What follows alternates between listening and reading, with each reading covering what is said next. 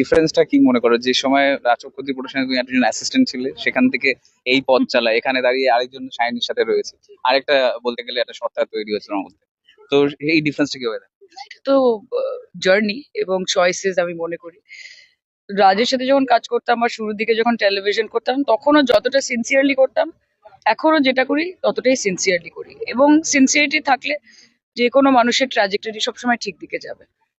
জীবনে ভালো ভালো সহকর্মী পেয়েছি, ভালো ভালো বন্ধু বান্ধব পেয়েছি, বাবা মা গাইড করেছে, ভালো কাজের পরিবেশ পেয়েছি। যখন একটা দলে এসেছি সেখানেও একজন, তুমি যার জোশের কথা বলছো, জোশটা আমার না, জোশটা তার নাম মমতা ব্যানার্জি। কাজে যখন মমতা ব্যানার্জির মতো একটা, আমি মনে করি last standing mass leader of India, যে এখনো রাস্তায় হাঁটলে সেখানে ইনস্ট্যান্টলি 50,000 1 লক্ষ মানুষ শুধু দেখার জন্য বেরিয়ে আসে তাকে, এরকম লিডার তো আর তৈরি হবে না। তো ওনার ছায়ায় ওনার নেতৃত্বে যতটা নিজেকে তৈরি করে নিতে পারবো সেটাই পাওনা।